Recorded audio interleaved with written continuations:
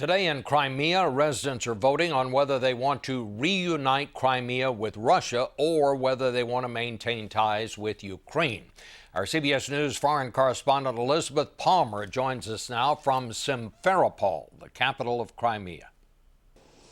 Good morning, Bob. Well, we've been to see the voting. It's been pretty orderly, well organized, and by tonight or perhaps early tomorrow morning, we'll probably see a result that will deliver Crimea to Moscow.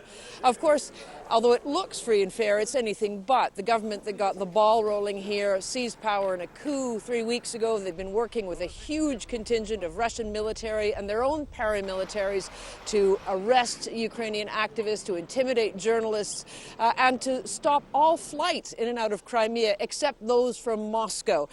So the international community will have a real case when it argues that this referendum is absolutely not valid, not legal.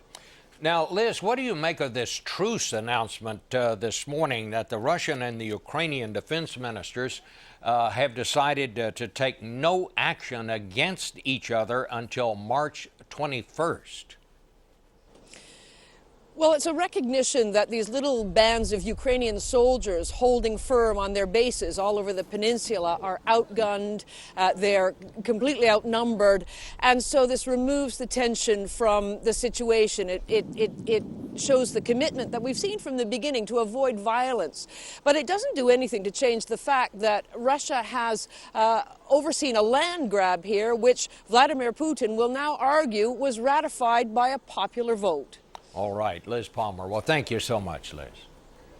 We're going to go now to CBS News correspondent Charlie D'Agata, who is in Donetsk in eastern Ukraine, to see what the situation is there. Charlie?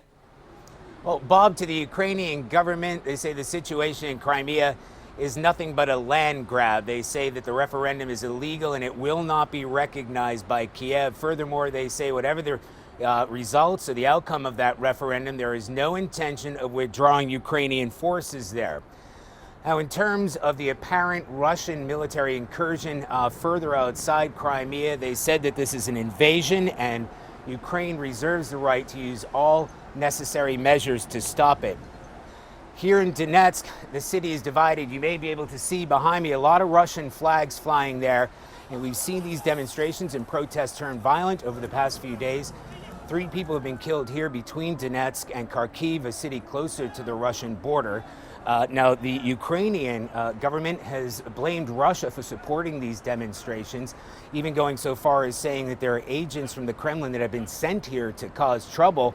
Meanwhile, Russia's foreign ministry said that the situation here is out of control, whether or not that's the case, and once again reiterated that Russia reserves the right to take all necessary steps to protect Russian ethnic citizens. All right. Thank you so much, Charlie.